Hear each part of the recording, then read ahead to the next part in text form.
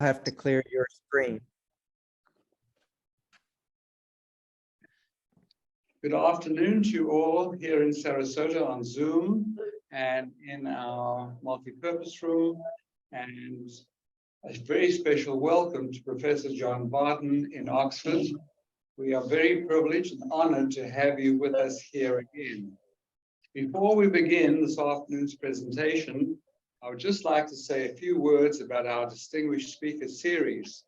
This falls under our program and continuing education program under the excellent leadership of Dr. Isaac Calveria. Last year's highly successful season is now being followed by another group of equally impressive presentations. We have Professor Barton with us here today, and this presentation will be followed by further monthly Zooms, starting with Professor Moore Altschuler, who will be with us as a scholar in residence in February 3rd through 5th. This should be an exciting weekend.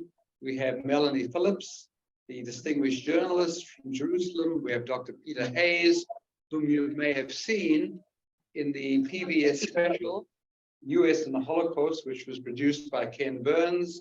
We will have Dr. Anthony Hayes, another leading expert on the Holocaust, and Professor Anthony Polonsky, who will be with us in the latter part of April. Please check your emails regularly, as well as the messenger each month. So just like to say a few words about the ground rules before we begin. After the presentation, there'll be a Q&A session. Questions will be taken from the chat room. And if we can't see your image, please use electronic signal so we know that you have a question for us. I request you please stay muted until you're called upon. Please note that Professor Barton has supplied us with a bibliography. This can be referenced to his talk. This is in the chat room. We will also plan to place it on our website. And now it gives me great pleasure to invite Rabbi Altschuler to introduce Professor Barton to us. Rabbi Altschuler. I just want to say, Elliot, first of all, is there any way of? Yeah, it comes from air. Air Comes from on the screen. It's not Oh, on our really? screen here, yeah. Interesting. Trying to get rid of because we You know can't what? even see. Yeah. I think it's on that screen. Oh, you think it's on the Somebody's got computer? to hit the acknowledge on the computer up there. Oh, it could be from that computer? It is from that computer. Yeah, they just click OK or whatever, continue. We It'll got go. it. There we go. There you Thanks, go. Lord. That was genius. Right here. That's what I could manage. Good afternoon, everybody. This is a real treat, as it was last year. Our dear distinguished speaker, who I consider to be a wonderful friend and has already taught me so much through his scholarship and his words of kindness, Dr. John Barton, distinguished professor of Bible from Oxford University. There is, as I've said many times, there is nobody in the world who can match Professor Barton's expertise in Bible. Not only is he an expert scholar, but he brings his spirit, his what we would call in Yiddish Menschlichkeit, his humanity behind his scholarship, which is a rare commodity these days. And I learned from him, and as I know we will learn from him today. He has a new book, which he's going to be discussing about Bible translations, and I don't have the full title in front of me. But following his history of the Bible, which was a massive seller both here and in the UK, Bible Translations is out in the UK, and we have not been blessed with the book, but it'll be out shortly. You'll perhaps fill us in, Dr. Barton, with details about that, because we will want to purchase that book. And I'm going to now turn this over to my dear friend, our distinguished speaker, our distinguished scholar, Dr. John Barton from Oxford, England. Well, thank you very much, Rabbi Altschuler, for that very kind introduction. It's very nice to be here again. It doesn't seem very long I was here last, as it were, saying here referring of course to Zoom, but it's nice to be somewhere warmer because it's very cold here at the moment, so that's good. So I'm going to talk about translation of the Bible. It's a curious fact that almost everyone in the modern world who reads the Bible reads it in translation. Christians don't have a belief that they even ought to be able to read it in the original languages, in Hebrew and Aramaic, and for the New Testament in Greek, though some can. Many Jews, of course, can read the Hebrew scriptures in Hebrew and do, though I guess not all can, at least not fluently. But I sense there may be a sense in Judaism that ideally one should be able to read the Bible in Hebrew. Christians on the whole don't have that feeling at all about the original languages. But even then, that leaves a vast number of people, neither Jews nor Christians, who are interested in the Bible, but are certainly not going to learn the biblical languages any more than, say, most people in the world in the West who want to read Dostoevsky are going to learn Russian. So translating the Bible into modern languages is clearly important. And most of us, even if we can read Hebrew or Greek, still want a good and reliable translation into our own language. Now, my recent book was published in Britain in November, but it won't appear in the States until May. And it's all about the issues that translating the Bible raises. The American edition will be called The Word, How We Translate the Bible and Why It Matters, and it's will be published by Basic Books. The British edition is also called The Word, but the subtitle is simply On the Translation of the Bible, and that's published by Penguin. Otherwise, the books are identical. And somebody could write quite an interesting article on the difference between British and American book titles. They have a different flavor to them somehow. And the American ones tell you more about what's in the book, which is very useful. So it is How We Translate the Bible and Why It Matters. In this talk, I want to concentrate especially on various types of translation and to suggest that Jewish and Christian translators tend to favor somewhat different ways of doing the job, even though there is also a lot in common. But we do need to be aware of a very simple and basic distinction that applies to all translation of any kind, whether we're thinking of sublime ancient works like the Bible or Greek tragedies, through modern classics of world literature, but also to newspaper articles or humble instruction manuals for cars or kitchen equipment. In all those cases, we meet with translations, and there is a distinction between two broad different kinds of translation. What we normally refer to probably as literal translations, and what we might call loose translation or paraphrase. In a literal translation, the text we're translating calls the shots, and our rendering of it, therefore, might sound a bit strange because we keep features of the original language that don't sound quite natural in English. Just to get the idea in our minds, obvious extreme examples are notices in foreign hotels, where an imperfect grasp of English makes us laugh because the wording is just a little bit too literal. A well-known example is the one that reads, "Customers giving commands will be executed in order." And there's also, "If you telephone to room service, you will get the answer you deserve." Those are over-literal renderings which falsify what was really intended. Loose translation, on the other hand, is when we make an effort to ensure that the original meaning really comes across in English, even though that might involve changing the wording quite a bit. If you drive in France, you might see a traffic sign that says "Signalisation horizontale effacée," and a literal translation of it would produce this: "Effaced horizontal signalization." But no English speaker will be any the wiser. What it actually means, you can only convey by using quite different words, turning into the normal description in English of the problem that it signifies, which is no road markings, or in England sometimes no white lines. I don't know exactly what you say in America for it, but I'm sure you don't say effaced horizontal signalization. To translate it accurately then for the reader of English means not translating it literally, which is quite an important distinction.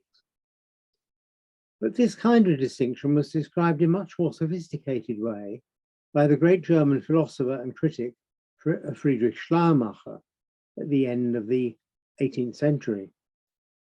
In a lecture in Berlin given in 1813, he said there were two acceptable kinds of translation, and they were the two types I've been discussing, but he defined them in a very useful way. He said, either the translator leaves the writer as far as possible in peace and moves the reader towards him, or else the translator leaves the reader as far as possible in peace and moves the writer towards him. And this may sound vague, but it's essentially the distinction I've just been talking about.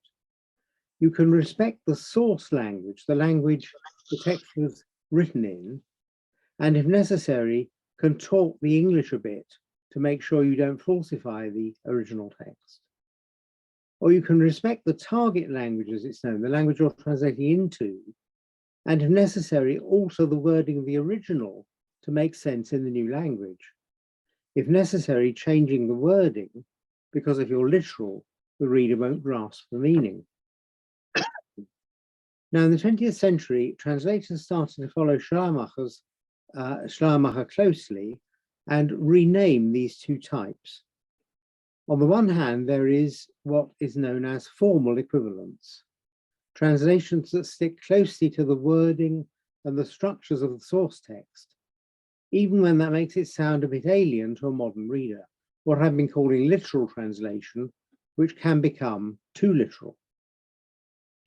On the other hand, there's what is called functional equivalence translation, where the translator adapts the source text to make it fit the reader's cultural expectations, to adapt it to the language they're translating into, what I've been calling a rather looser translation.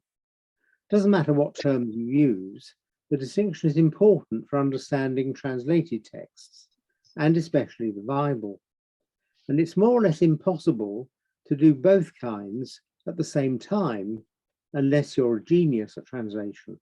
You tend either to adapt the wording of the original to make more sense in English, or you produce an English text which shows you clearly what the original said, but isn't in very natural English, and one tends to have to do one or the other and compromise. Now, interestingly for us, these terms, formal and functional equivalence, which belong now to translation of any kind, were actually coined specifically to help in translating the Bible. And they were invented by Eugene Nida. Nida and his work and others are on the list in the chat, which is not a kind of recommended reading list. It's just to identify the books I'm referring to as I go along.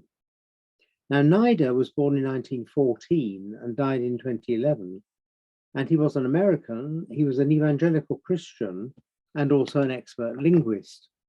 He didn't produce any biblical translations himself, but he inspired a lot of those who did, especially people who worked to make the Bible available to people who were speakers of non-Western languages, where no Bible translation yet existed. And Nida said that for such people in languages where there wasn't yet a Bible at all, what was necessary was to convey the essential message of the Bible rather than the fine detail of the original wording. And he wrote this: translation consists in reproducing in the receptor language the closest natural equivalent of the source language message, first in terms of meaning, and secondly, in terms of style. And he maintained that was much better done by a less literal, in other words, by a functional equivalent translation, rather than by sticking to the original biblical wording, which was often very different from how we'd express the same meaning now. Functional equivalence, he thought, was the best way to convey the meaning of the Bible to modern readers. And it's because of him, For example, we have versions of the Bible that avoid some biblical technical terms.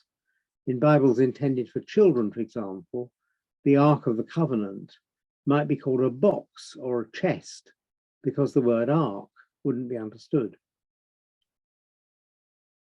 I pointed out that formal equivalents, that's to say literal translations, can sometimes baffle us if they're too extreme, as in the silly hotel examples.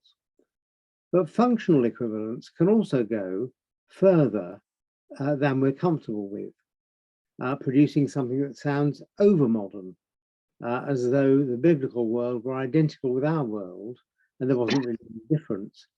For example, there is a modern Bible in which we find in one of the books of Samuel the euphemism that Saul turned aside into a cave to cover his feet. And the Bible in question translates it, Saul went into the cave to go to the bathroom. Well, we know what's meant, but that's surely too modernized for most modern readers. Gives you rather a false idea of the plumbing in ancient caves. Moderate and sensible functional equivalence means changing idioms when necessary to fit the target audience's understanding. The Roman historian Tacitus, for example, described the rather hopeless emperor called Galba in 4 memorable Latin words: capax imperii nisi imperasset. And in a literal or formal equivalence translation, we would have to say Galba was capable of imperial rule if he had not ruled, which does capture the sense accurately, but is not quite so sarcastic as the original. And I'd suggest a functional equivalence translation, in other words, a looser one, might say, instead of the exact wording, might, like Tacitus, go for the jugular and say, as emperor, Galba had a great future behind him. And that would be an English idiom that we'd all understand, but it isn't a literal translation of any of the words in the original. It has the same rather devastating effect. Now, Eugene Nida encouraged translators writing for cultures remote from the Bible and remote from us too, perhaps, to make similar substitutions. He said in some equatorial places, white as snow might need to be white as a cockatoo's feathers, for example, if nobody had any experience at all of snow. And language-specific features might need to be adjusted to make more normal sentences in English. For example, there's a tendency in biblical Hebrew, as we all know, for each new sentence in a story to begin with and, which is so familiar from the quite literal King James version of the Bible, because of all the sentences in Hebrew that begin by Yehi, and so they begin and in English. But that seems strange in modern English. That's not the way we normally write stories. And so modern translations will tend to say instead then and next and so and other connecting words, or perhaps leave out the and altogether. In a translation made in the 18th century already for the Philippines, where figs were unknown, the translator turned the biblical references to figs into bananas. And this might strike us as a bit ridiculous, but of course you can see the motivation, which was positive, to help people understand the text by referring, as the text did, to a really familiar fruit, not one that would need a footnote and a picture before anybody could grasp what was being said. Someone who read my book said that she decided that in case she couldn't remember which was which of functional and formal translation, she'd memorize the phrase functional bananas. Now, I want to read a typical functional equivalence translation of a biblical story. This is the story of Balaam and his talking donkey from Numbers 22 to 31. And I want to first read the King James Version, which is, of course, from the 17th century, and then the New English Bible from the 1960s and 70s. But I must start with a quick note, because Balaam's donkey in both versions is called Balaam's ass, which British English still uses as a word to mean a donkey, though it is going out, admittedly, but it still was acceptable at the time these translations were both produced. So it may sound rather strange to American ears, but that's how it works. And here's the King James version of the story, which is quite literal formal equivalence. You can understand the Hebrew lying behind it. You can see the Hebrew basis. So it reads as follows: God's anger was kindled because Balaam went, and the angel of the Lord stood in the way for an adversary against him. Now he was riding upon his ass, and his 2 servants were with him. And the ass saw the angel of the Lord standing in the way, and his sword drawn in his hand. And the ass turned aside out of the way and went into the field, and Balaam smote the ass to turn her into the way. But the angel of the Lord stood in a path of the vineyards, a wall being on this side and a wall on that side.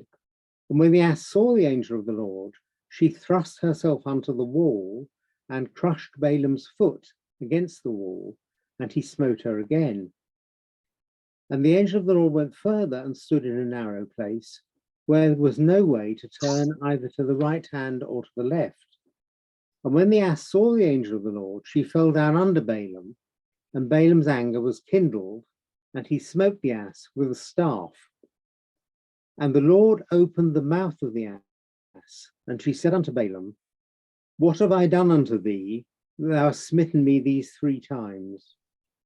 And Balaam said unto the ass, Because thou hast mocked me, I would there were a sword in my hand, for now would I kill thee. And the ass said unto Balaam, Am not I thine ass, upon which thou hast ridden ever since I was thine unto this day? Was I ever wont to do so unto thee? And he said, Nay. Then the Lord opened the eyes of Balaam, and he saw the angel of the Lord standing in the way, and his sword drawn in his hand, and he bowed down his head and fell flat on his face. Marvelous, eerie, and moving story, I think. Here's what the New English Bible makes of it in functional equivalence mode, saying, how would we write that story today? How would we not use just the same words, but tell the same story and bring out the meaning? And it reads like this. But God was angry because Balaam was going, and as he came riding on his ass, accompanied by his 2 servants, the angel of the Lord took his stand in the road to bar his way. When the ass saw the angel of the Lord standing in the road with his sword drawn, she turned off the road into the field, and Balaam beat the ass to bring her back onto the road. Then the angel of the Lord stood where the road ran through a hollow, with fenced vineyards on either side. The ass saw the angel, and crushing herself against the wall, crushed Balaam's foot against it, and he beat her again. The angel of the Lord moved on further, and stood in a narrow place where there was no room to turn, either to right or left. When the ass saw the angel, she lay down under Balaam. At that, Balaam lost his temper, and beat the ass with his stick. The Lord then made the ass speak, and she said to Balaam, What have I done? This is the 3rd time you've beaten me. Balaam answered the ass, You've been making a fool of me. If I'd had a sword here, I should have killed you on the spot. But the ass answered, Am I not still the ass which you have ridden on all your life? Have I ever taken such a liberty with you before? He said, No. Then the Lord opened Balaam's eyes, and he saw the angel of the Lord standing in the road with his sword drawn, and he bowed down and fell flat on his face before him. Now, apart from the elimination of a lot of repetition, all the ands and so on, the New English Bible here also tends to use more up-to-date phrases. Making a fool of me, for example, on the spot, and on either side, and the phrase taken such a liberty, in a way that gives the story a more idiomatic quality in modern English, and suggests that it's being narrated orally to a less than formal audience. With his stick sounds less impressive than with the staff.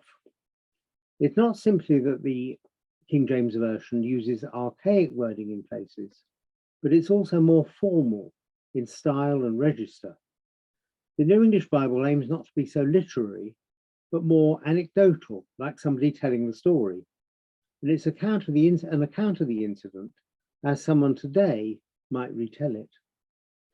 But naturally, there are losses as well as gains in this.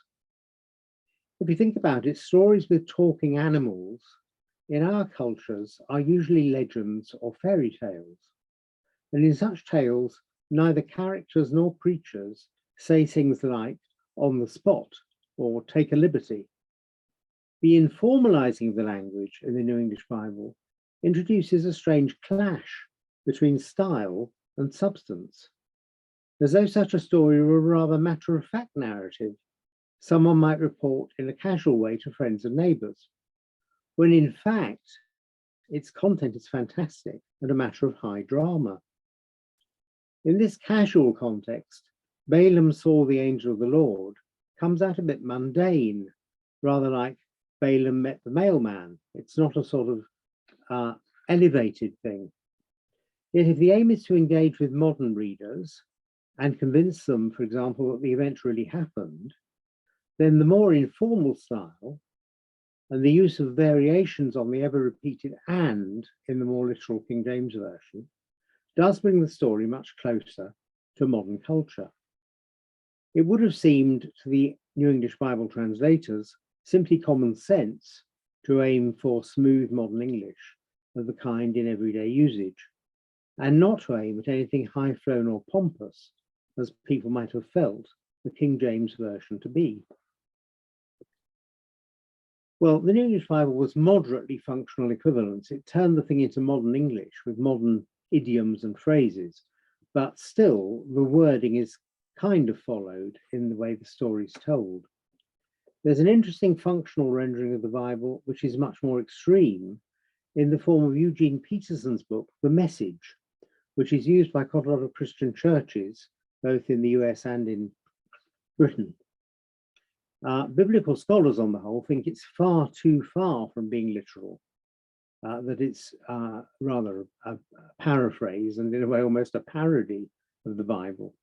But to me, it seems often to shed new light on the biblical text. Here, for example, is Peterson's version of the beginning of Genesis. First this, God created the heavens and earth, all you see, all you don't see. Earth was a soup of nothingness, a bottomless emptiness, an inky blackness. Now, this way of translating Genesis 1:1-2 changes the original a lot. I think with all you see, all you don't see, Peterson's actually borrowing not from the Bible, but from the Christian creeds, which talk about God creating all things visible and invisible. And that's not there in Genesis, really.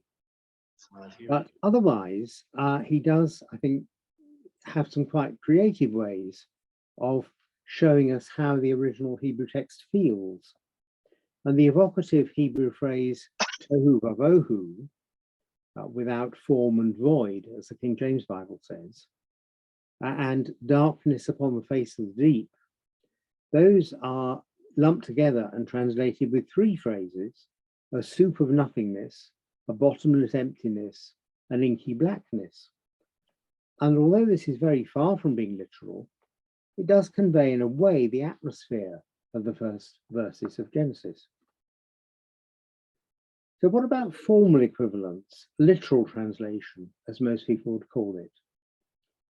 Surprisingly, perhaps, there are translators who defend sticking very close to the original wording, even if that does produce slightly strange English, because it gives a better impression not so much of the meaning of the text, but of its way of speaking, and therefore what we might call its flavor, which more modernizing translations don't do. They give you the basic meaning, but they don't convey the feel, the way the text is worded. The King James Version, now of course it's now archaic in many ways, does remind the reader that this is a translation of an ancient and solemn book in a remote language, that it's not a piece of writing produced casually yesterday afternoon in a modern office. Functional equivalence taken too far can give that rather misleading impression. And at this point, I come to Robert Alter, who is will be known to many. I think he's a major literary critic, comparative literature expert at Berkeley, and he's been working for many years on a translation of the Hebrew Bible, of the Tanakh, and has produced an amazing translation of the whole of it in 3 very sumptuous volumes. And it's a real triumph of modern translation of the Bible. And on the whole, Alter prefers formal equivalence. He likes to translate in such a way that, if we can put it this way, the Hebrew shows through the English. So he produces a version which is quite like King James in some ways. He wouldn't be happy translating stories with angels in as if they were everyday anecdotes, as the New English Bible does with the story of Balaam. And he has scornful things to say about functional translations. I want to just read you his take on the beginning of Exodus, as we find it in the Catholic New Jerusalem Bible, which is used a lot by Christian readers, both Catholic and Protestant. The beginning of Exodus in this translation reads like this. Then there came to power a new king who never heard of Joseph. Look, he said to his people, the Israelites are now more numerous and stronger than we are. We must take precautions to stop them from increasing any further, or if war should break out, they might join the ranks of our enemies. Accordingly, they put taskmasters over the Israelites to wear them down by forced labor. In this way, they built the store cities of Pithom and Ramesses for Pharaoh. But the harder their lives were made, the more they increased and spread, until people came to fear the Israelites. So the Egyptians gave them no mercy in their demands, making their lives miserable with hard labor, with digging clay, making bricks, doing various kinds of field work, all sorts of labor that they imposed upon them without mercy. Now, Alter writes this about that translation. This modernizing translation is probably the most egregious of all 20th century versions, though the others are not much better. The forward movement of the prose is interrupted by the tick of explanatory phrases. Accordingly, in this way, and most shamefully, an entire clause that has no equivalent whatever in the Hebrew. So the Egyptians gave them no mercy in their demands. The impulse to spell out everything for the reader at the cost of both rhythm and stylistic decorum is especially evident in the sentence, we must take precautions to stop them from increasing any further. These are words that both in sound and diction could easily come from a bureaucratic report or a pedestrian newspaper article. The cadenced grandeur of the Hebrew writer's narrative of the oppression of the people of Israel in Egypt can scarcely be heard. When I read that, I thought, I'm very, very glad I wasn't on the panel that produced the New Jerusalem Bible. Now, Alter's own translations, by contrast, are much more formal equivalents in style. Rather, as I said, like the King James Version, or indeed like the Jewish Publication Society's Tanakh, both of which follow the Hebrew much more closely word for word. The quality and the ingenuity of Alter's translation is evident throughout, but you pick it out immediately at the beginning of Genesis, where the New Revised Standard Version, say, renders the earth was tohu vavohu, as the earth was a formless void. Alter captures the rhyme and has the alliterative phrase, the earth was welter and waste, which captures the feel of the original as well as the meaning. Possibly the major formal equivalence translator of the Bible, though, who goes further down this road than Alter, is Everett Fox. We see in his work the desire not just to follow the Hebrew as closely as the very different structures of English allows, but even to go a bit further still, closer still to the Hebrew, mimicking the Hebrew, producing what I call in my book an imitative translation of the Hebrew. He brings out puns and links between words in the Hebrew text that most translators don't think of indicating. Fox says that he wants to present the Bible, quote, in English dress, but with a Hebrew voice. So he often renders what are allegedly the root meanings of verbs, and he repeats words when the Hebrew repeats them in a way that English doesn't normally do. For example, in Genesis 32, when Jacob is thinking about his coming encounter with Esau after so many years of separation, Fox notes the use of many words and idioms connected with the Hebrew panim, face, and he puts them into his translation, which consequently sounds strange in English, but mimics the Hebrew, but you can't have everything. So we find Jacob said to himself, I will wipe the anger from his face with the gift that goes ahead of my face. Afterwards, when I see his face, perhaps he will lift up my face. And the gift crossed over ahead of his face. Now that doesn't read like one might say a normal piece of English, but it does show you what the Hebrews say. And the source of the idea that translation should be formally equivalent to the source to such an extent that it's a kind of imitation goes back behind Fox and behind Alter to Martin Buber and Franz Rosenzweig in the middle years of the 20th century. And Fox states explicitly that his own version is a tribute to them. Buber lived from 1878 through 1965, and Rosenzweig from 1886 through 1929. And there's a concise exposition of their work by Everett Fox in a book called Scripture and Translation, which is on the list, a collection of their writings that he edited. And I'll summarize quickly what he tells us. In 1936, Buber published a collection of his and Rosenzweig's essays on biblical translation called Scripture and its Translation into German. And they devoted a lot of space to how the Bible should be translated into German so as to preserve its unique features. Quote, how a translation designed to lead the attentive reader back to the syntactic and stylistic workings of the Hebrew text may serve that end. And the two friends had begun working on translations of biblical books in 1925, and Buber continued it after Rosenzweig's premature death. Psalms and Proverbs were the first to appear, then the Torah, of which there was a revised edition in 1930. Buber continued to work on the translation into the post-war years, producing revisions in the 1950s and even the 1960s. These two scholars shared the belief that the exact wording of the Hebrew Bible was crucial to the message it was intended to convey. You shouldn't extract the message and then express it in your own words. You should translate the words of the original as far as you could. No attempt to produce a rendering into idiomatic German, what I've been calling a functional equivalence translation, could ever do it justice, they said. Only a certain kind of literalism, formal equivalence, and that of a very exact and tight kind, was acceptable. If the voice behind the text, the Hebrew voice behind the text, was to be fully heard in German. So they pioneered an attempt to mimic the Hebrew. They often created new German words to convey what they took to be the essential meaning of the Hebrew ones, frequently on the basis of the word's etymology.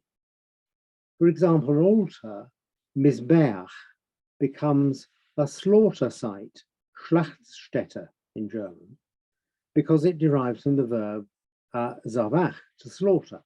So they rendered it a slaughter site rather than an altar.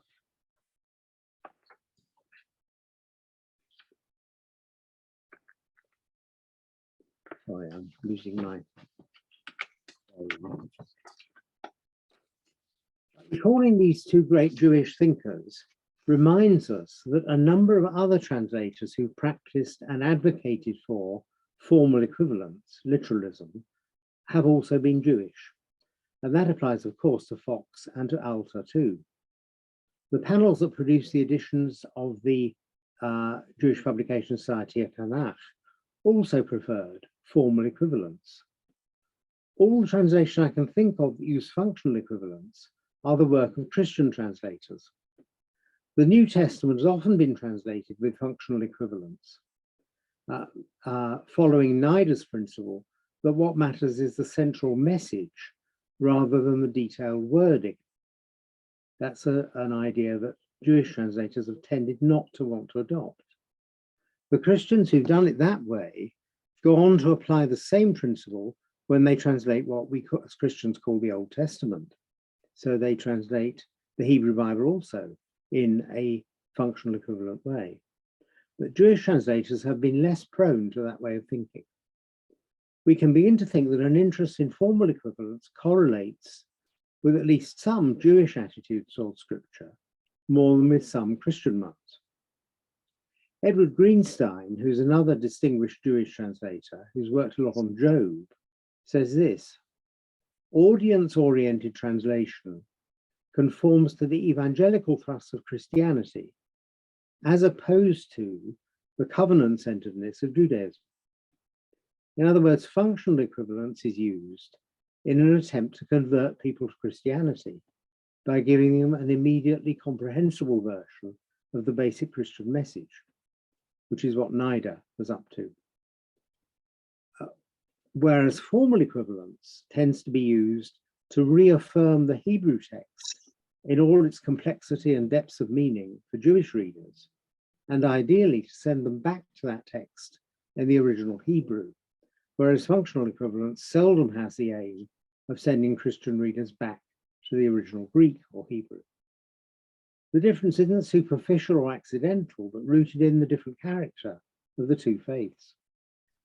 You can preach the Christian gospel from a brief summary of the New Testament.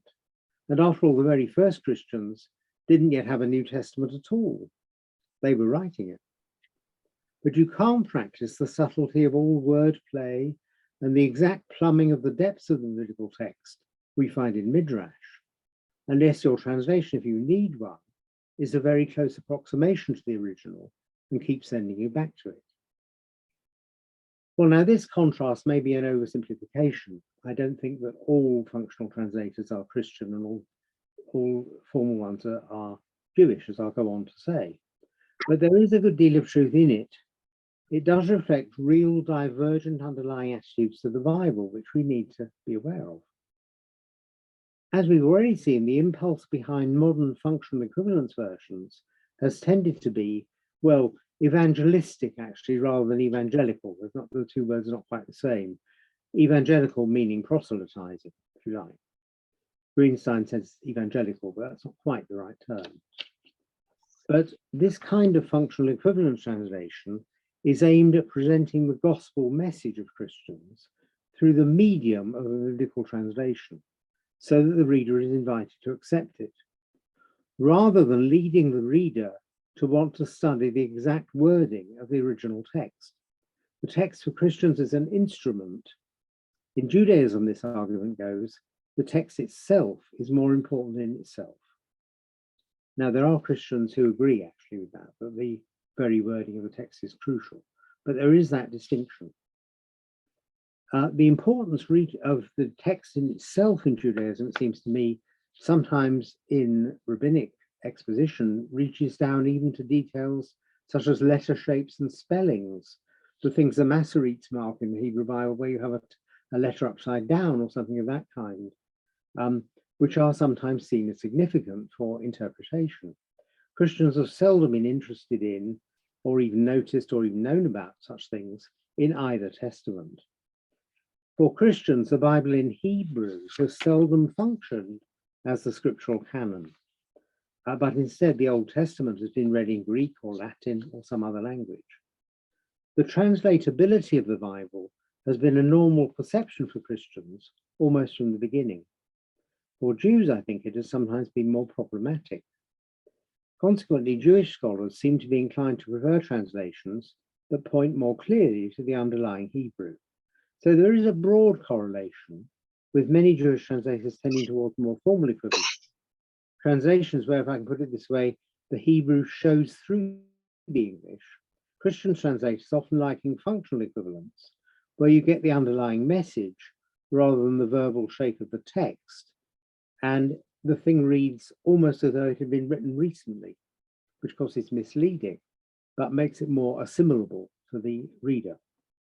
Tied in with this is something that may seem surprising. There is no official version of the New Testament. All editions of it differ in detail and have always done so. There are many manuscripts of the New Testament, and none of them is the official one. Christianity has never had anything corresponding to the Masoretes to fix the exact wording of the text. Well, now in the last minutes of this talk, having drawn that contrast, I'm wondering whether you find it convincing. I'm now going to suggest that it shouldn't be exaggerated. I'm British after all. I like to sit on the fence when I can. Christian translation before modern times was traditionally far from the kind of functional equivalence that would one day turn figs into bananas. Earlier Christian translations were quite literal or formal equivalent, actually. The King James Bible often imitates the underlying Hebrew and the Greek of the New Testament, resulting in what is recognizable now as biblical English. A good test of how literal translation is how far you can reconstruct the original from the translation, what is called back translation. Well, from a typical piece of narrative in the King James Bible, it is normally possible more or less to reconstruct the underlying Hebrew. When I was learning Hebrew, we were sometimes given pieces of the King James Bible and asked to translate it into biblical Hebrew.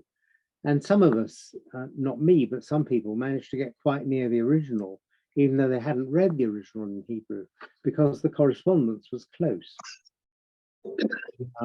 In English, the tradition of translation means that you wouldn't be able to do that from most modern Christian Bibles.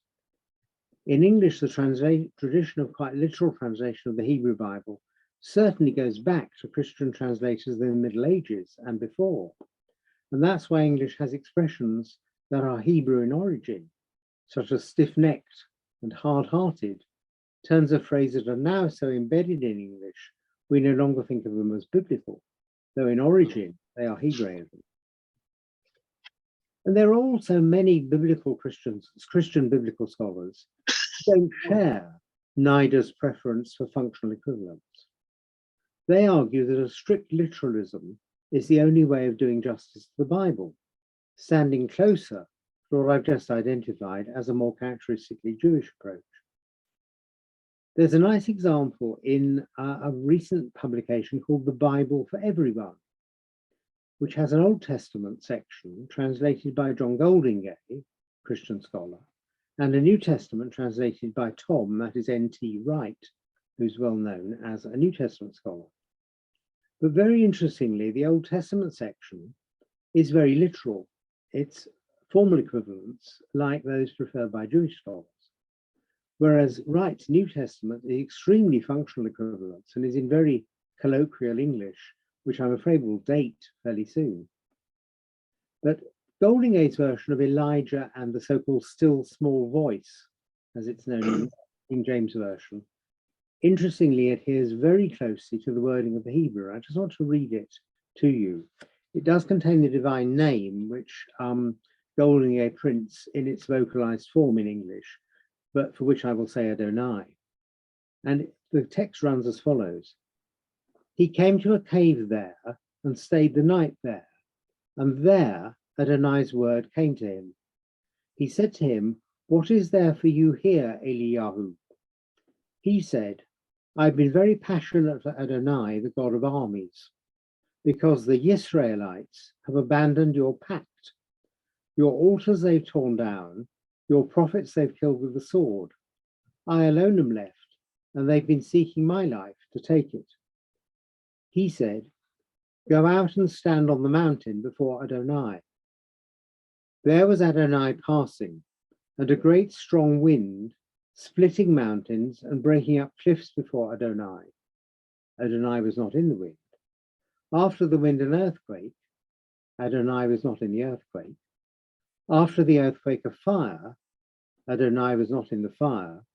And after the fire, a low murmuring sound. 1 Kings 19.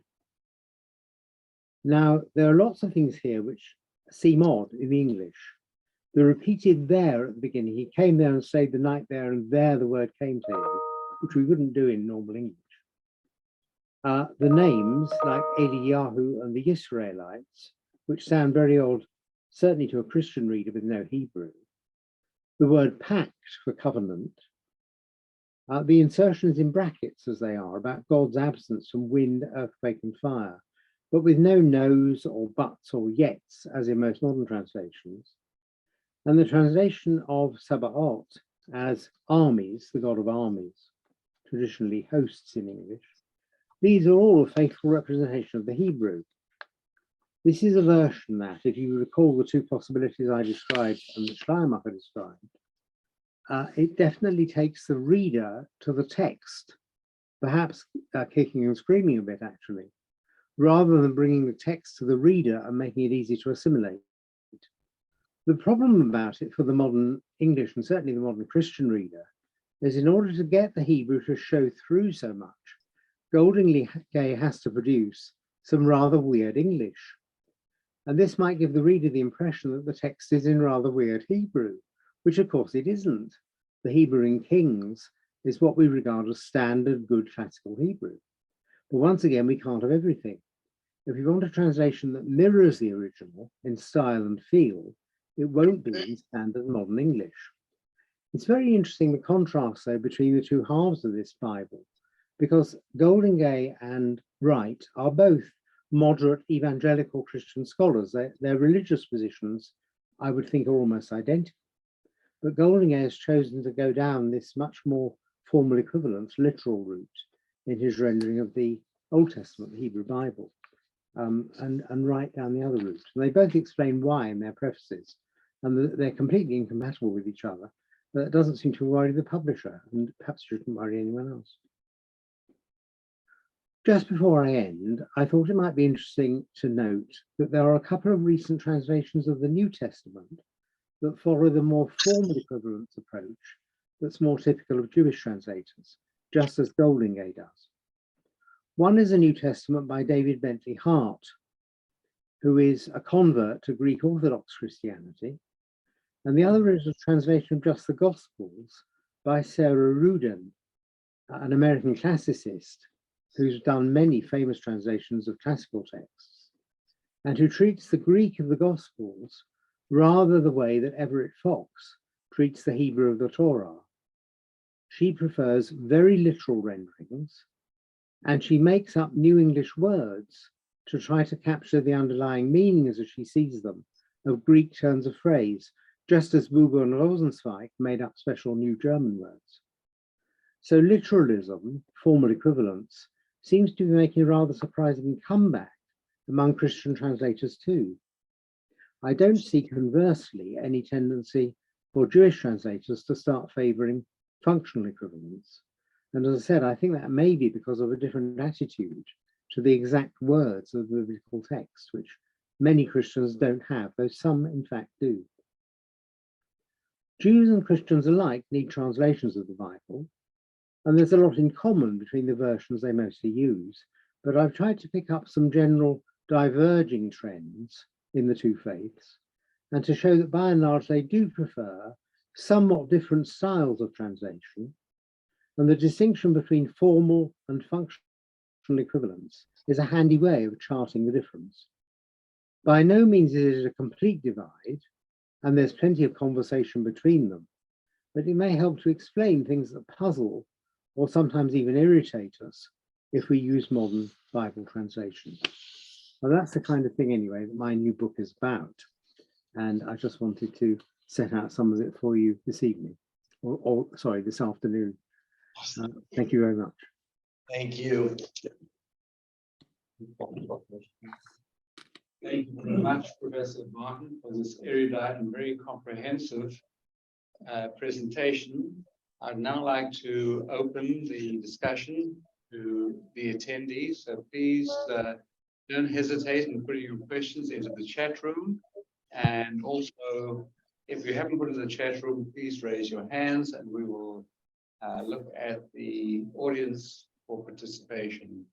I see a hand up. That's Yeah, Okay, Dr. Ben Sachs, would you like to begin? Thank you very much for a wonderful talk. I really enjoyed it. Do we know for the King James Bible translation, how much they relied on the Hebrew text or the Septuagint, the Greek Orthodox translation? Well, they used, unlike some earlier translations into English, they used the Hebrew entirely as their text to be translated. Like modern translators, they use the Septuagint and other versions where the Hebrew text seemed to be corrupt or needed correcting. They used it in that way. But unlike some earlier translators into English, they didn't translate from the Septuagint or from Latin. They did translate direct from the Hebrew. And the translators on the King James panel, they were led by Lancelot Andrews, who was Bishop of Winchester, and who knew, about 6 or 7 Semitic languages, and was a terrific Hebraist, as they all were on the panel. Quite amazing by today's standards. But it was definitely a translation from the Hebrew. Now, sometimes, of course, it's to a modern eye wrong, because they didn't know the meaning of a particular word, which now is known. And sometimes they corrected in the light of the Greek, and they may have corrected wrongly and so on, but it was a translation of the Hebrew. Yeah. And of course, it wasn't as they say themselves in the preface, wasn't made from scratch. It was a revision of earlier translations that they thought improved and made more accurate. The source of that, and in a sense of all English Bibles, is William Tyndale's translation, much earlier in the 16th century, for which Tyndale was executed at the time when lay people reading the Bible was frowned on by the church. And a couple of years later, his Bible was published with royal approval in England. Was he executed because he was waiting to get into a hotel? No, sure. Perhaps he was. Yes, he was executed in order. Yeah. No, he was. I think probably what was wrong with him was not the translation, but the fact that he put notes in the margin, and the notes were of a very Lutheran character. And certainly in England and elsewhere at that time, non-Catholic notes could get you executed. I think it was the notes rather than the text, but there was a disapproval of actually translating the Bible at all in the late Middle Ages. Yeah. Thank you. The next question will be from Ronnie Riceberg. Oh, Ronnie. Thank you. Thank you very much, Dr. Barton. Very interesting. I have a comment. Well, I have an opinion, even though I'm not entitled to it.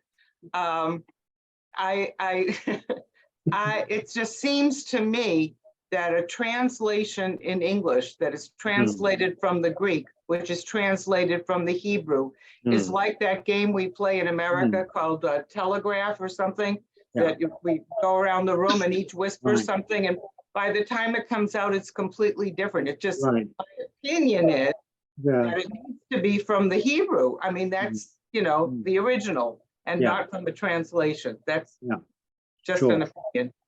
Yeah, And my observation, that was my opinion. Now my observation is both kinds, both the functional and the formal translations, it seems to me as a retired educator, have their place. It depends on the audience and the purpose of reading, whether you're studying it for true religious, authentic interpretation, or if you're studying it for just the gist or the content, and there's a place for both. Well, on that second point, I agree very much, actually. And the argument of my book, in the end, is that all types of translation have their place, even very paraphrased ones that just give you the gist, and even very, very literal ones that are so close to the original, you can hardly understand the English. But both have their place, but they're different place for different kinds of use. And people constantly ask me, they say, you've written a book on translation, which is the best translation? And the answer is there isn't any such thing, because it depends on what you're using it for. So that's I agree very much with you on that. The first point is that I mean all the translations people use nowadays of the Hebrew Bible are done from the Hebrew. Nobody now translates the Bible from. I mean, there is a translation of the Greek translation which you can get, the New English translation of the Septuagint. And if you want to look at the ancient Greek Bible and your Greek isn't too good, you can read that and get an idea of how it goes. But no one suggests that that should become the sort of standard for Christians, or still less for Jews, as the sort of normal Bible that's in use. So they are all done from the original languages now. But of course, in the Middle Ages, when there were translations, they were usually done from the Latin, which was itself a translation of the Greek in some places, which was a translation of the Hebrew. And then you do get, we call the game Chinese whispers, but I know the game you mean, where by the end, you've got nothing that resembles the original at all. And that is a danger, certainly. And a lot of technical vocabulary of Christianity has been rather spoiled by that sort of process. I have a section in my book on the word faith, which, well, didn't mean for Martin Luther what it meant for St. Paul, or didn't mean for St. Paul what it meant to Isaiah. And the word changes its meaning over time. And then people read back the later meaning into the original Bible. So there is a clear danger in translating from translations. Yeah. Thank you. Thank you. The next question will be from Isaac Calvaria. Yes, Professor Barton, thank you so much for a very enlightening talk. I wanted to ask you, in biblical studies in modern universities in Britain and in America, is there an approach that's favored from the standpoint of studying the original wording versus interpretive or functional? Right. Well, where there are courses in Bible, there are always courses in the original Bible.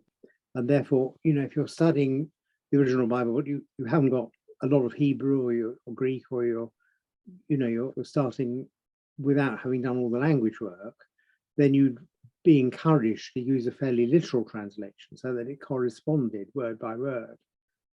But you might use a looser, more functional translation, as the previous questioner said, to get the gist, so you knew what the thing was about before you studied the detailed words, which is a very sensible thing to do. So certainly here in Oxford, our students are encouraged to study the Bible in Hebrew. Not all of them do, but for study purposes, if we use a translation, we use a fairly literal one, Revised Standard Version. But they probably would also have a sort of modern more colloquial Bible that they could read through quickly to get an idea of what the main gist or overall sense was. So I think both kinds would be in use, but if they were asked to comment, they'd be asked to comment on a more literal version. Of course, we also do courses and modules on the reception of the Bible down the ages. And of course, the reception of the Hebrew Bible down the ages has partly been in Greek and Latin translations. So it's also interesting to study what did people make of the Hebrew Bible when they were reading it in Latin. And of course, often they were distorting it, but using biblical sentences and verses to say things that the original authors weren't wanting to say. And studying that is a very interesting study in how the Bible's been used and, one might say, misused down the centuries. Thank you. Yeah. Thank you very much. The next question comes from Jay Stonehill. I'll read out his question. There are many translations that have become holy in their own right. Many of the translations are not exact in terms of the words used. The most famous example of mistranslation is "thou shalt not kill," as opposed to "thou shalt not murder." Are there other cases where the translations have overcome the original meanings of the words in the Bible? Yes, I think I'm sure there are. That certainly is a very clear example where what the commandments are forbidding is surely what we would call murder, or I mean, not maybe not exactly what we would call murder, but something in the realm of a criminal act of killing someone. And it doesn't clearly rule out killing in war, and nor does it rule out execution, of which there's a lot in the Hebrew Bible, and it's clearly approved of. And thou shalt not kill has actually, in a sense, falsified that by implying to some people that it means all killing is forbidden. Now, I mean, whether we should execute people or not is something on which America and the UK tend to differ. But you can't argue on the basis of the Bible we shouldn't do it, because the Bible clearly says that kind of killing is okay, given certain conditions. Whereas thou shalt not kill would seem to imply you mustn't kill under any circumstances. And of course, it's a big commandment in the whole abortion debate. And there you've got not only the question of whether it's meant to forbid abortion, but also, you know, whether aborting a fetus is killing or not, which is a matter of much discussion and dispute. But it's, I mean, you're very right that that's a word which has been translated in a way that doesn't do justice to what the Hebrew text means. And there must be very many others. I mentioned the word faith, where, you know, emunah, for example, in Hebrew, doesn't mean what a modern evangelical Christian means by having faith. It's a very different kind of sense of, I mean, emunah tends to mean faithfulness, I think, and reliability and trust and things of that kind, not assenting to certain propositions, which is how some Christians interpret it.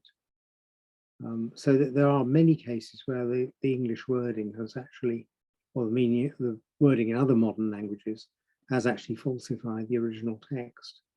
But of course, you are also right in saying that there are many translations that have become holy in their own right.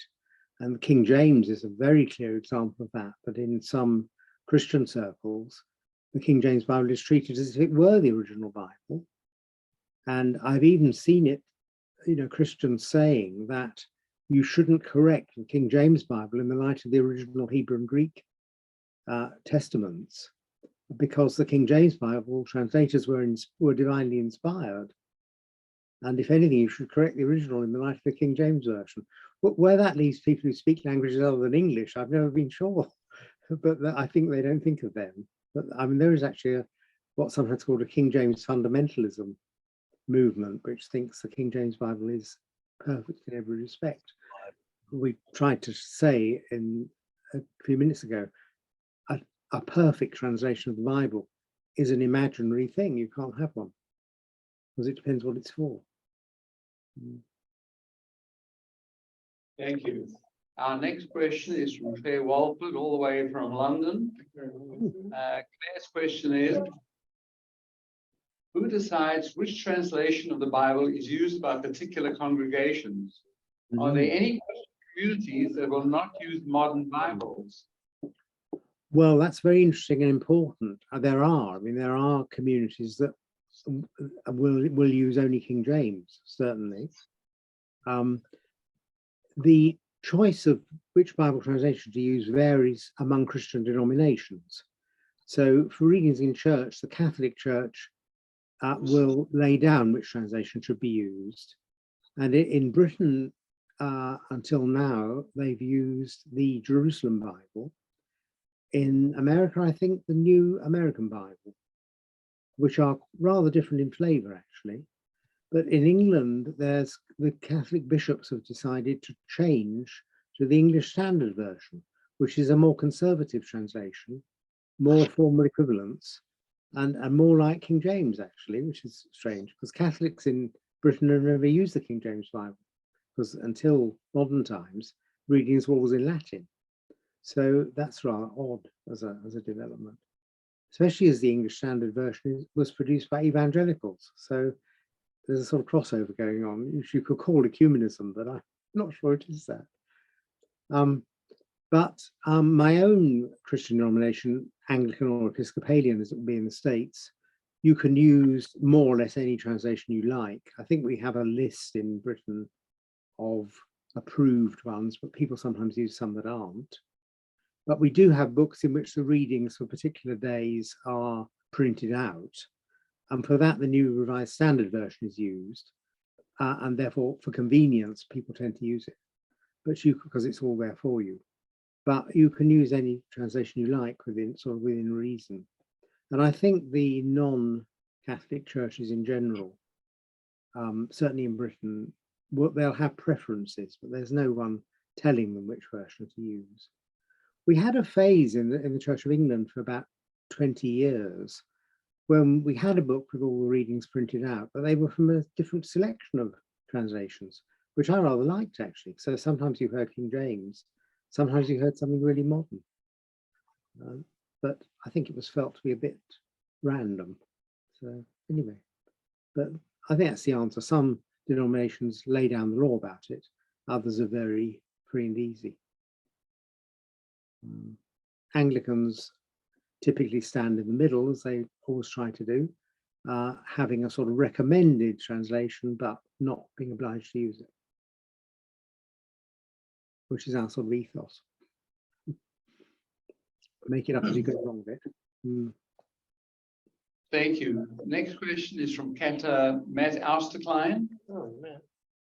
Thank you so much, Dr. Barton. I really enjoyed your lecture, and forgive me if you had already covered this, but can you speak, are there one or 1 to 3 eras in which the most amount of Bible translations seem to appear, sort of like where you have, 10, 20, 30, I don't know what's a lot for Bible translations, but you can tell us perhaps about the major eras of Bible translation, the highlight eras, and why so many happened at one given time. Right. Well, at the sort of time of the Reformation, I mean, back in the 16th century, you get really egregious printing errors. The most famous one, I think, in Britain is what came to be called the Wicked Bible, which said, "You shall commit adultery." It left out the "not," which was just a printer's slip, but a rather important one. And that's the most famous one. And some churches still have a copy of that Bible, which they usually display in a glass case with that page open. That was a very unfortunate slip. But there are lots that do have errors of one kind or another in. But I mean, I wonder if you meant more sort of misunderstandings where the error is not a printer's error, but a kind of failure to see what's going on. And I'm not sure I can think of anything quite like that.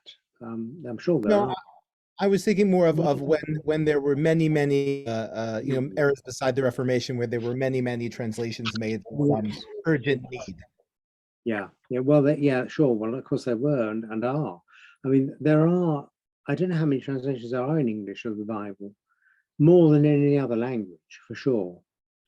I mean, there are reckoned to be about 700 languages into which the Bible's been translated. There are 7,000 languages in the world, so that's still only a tenth of the total. And lots of Christian translators, like the Wycliffe Bible translators, spend a lot of time translating the Bible into languages in which there isn't one at all yet. Those were the people NIDA was trying to help, really, and saying, well, get the gist right, don't worry too much about the exact wording, and you can see why in those circumstances. And sometimes these translators, first of all, invent an alphabet, a system of writing for languages that haven't been written before. So it's a terrific linguistic, and Bible translation has fueled a lot of very good work in linguistics. So that's how it goes. But I mean, I don't know how many Bible translations of the Bible into English there are, but it is it's certainly hundreds, I'm sure. Yeah. And new ones come out all the time because publishers can make a lot of money from a new Bible, even if it's only minimally different from the previous one. They still recommend it and say it's very special. Wouldn't sell a Bible by saying, well, it's quite like the other Bibles, though they often are. Thank you. Our next question from Elliot Korn. Thank you, Dr. Barton. I've really enjoyed this. I was wondering if you were familiar with any of the published interlinear translations. I like to be able to read that because I'm interested in what the words are really. Yeah.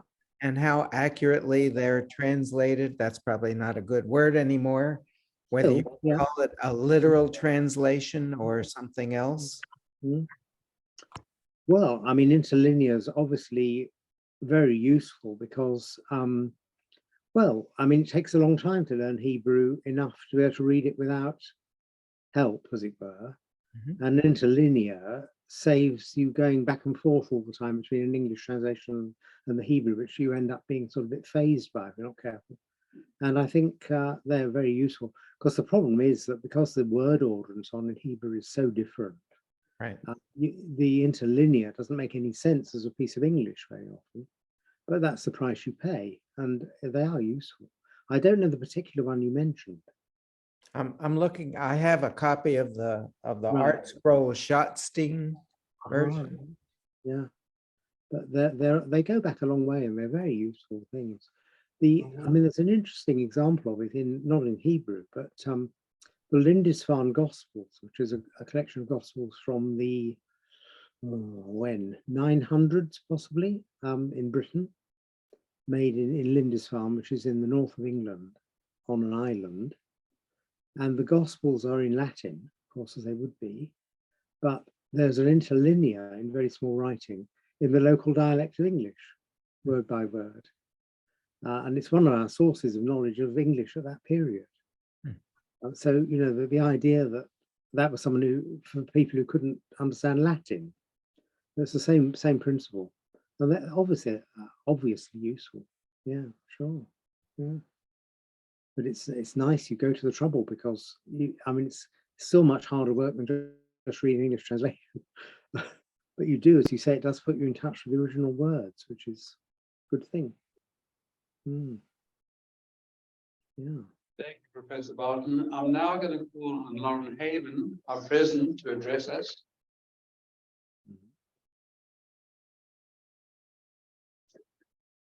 Thank you, Eric. Thank you again, Professor Barton. This was a fascinating hour and a half, hour, whatever. It was great. And next time I'd like you to come back and talk about your personal life story.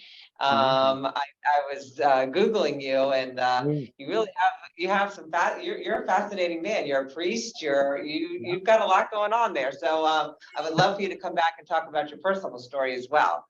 But thank you again. Thank you to Rabbi and to Eric for putting this together, and for Rabbi for bringing Professor Barton to us for a second time. And we look forward to hearing from you again very soon. Well, thank you very much. Thank you for having me. It's been very pleasant. Thank you, Lauren. I think that's a good segue into getting you back to the Barton for another presentation here in Sarasota. Now it gives me pleasure to invite Rabbi Altshuler to thank you and to make a few remarks as well. Thank you.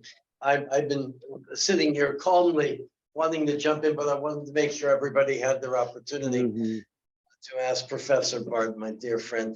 My only observation is this, which is so fascinating about religion, is that there has always been a divide in Judaism in looking at the text between pshat and drash. What is the original meaning of the text, the simple meaning of the text, and the interpretive meaning of the text. And we have that throughout the Bible as well as throughout rabbinic literature. And it's so fascinating that your comments about our efforts in Judaism to try to get to that pshat, that original message, whereas Christianity has been much more, in that sense, midrashic, looking at the eisegesis, theology, and then imposing it upon the text, which is a theme you touched upon last year when you were with us. But we have this tension throughout religion between the original meaning and the interpretive meaning of the text, and we try to find a beautiful balance between the two, which you've captured so well in translations, which are like a midrash. It's an interpretation of our text, an ongoing journey. So I encourage everybody to read Professor Barton's words, past and the one coming out soon in America. And we will certainly be in touch. And I thank you for your wonderful presentation, scholarly presentation, and allowed us to enlighten us about how important biblical translations are. So I thank you from the bottom of my heart on behalf of everybody who's here. Shalom, my dear friend. Thank you very much indeed. Thank you. Thank you. Professor Barton, I also would like to thank you on behalf of the entire Temple Beth Shalom congregation. We certainly have enjoyed this very erudite and comprehensive presentation.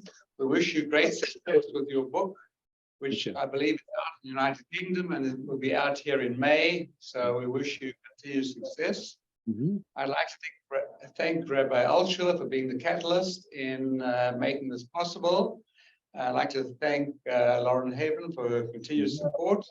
We thank Elliot Horn, in charge of our Zoom presentations, and also Troy Jones for his technical assistance. And finally, I want to thank all the attendees today for being present, for helping us make the Distinguished Speaker Series as successful as it is. So please mark your calendars for February 3rd through 5th for our Scholar in Residence program, and also the many other wonderful programs that are available here at Temple Beth Shalom. And for those attending the comedy evening this weekend, I'm sure you'll enjoy it as well. So we thank you all. Thank you once again, Professor Barton. Thank you very much. Thank you. We'll be in touch. Thank you, everybody. Shalom, shalom. Have a wonderful day.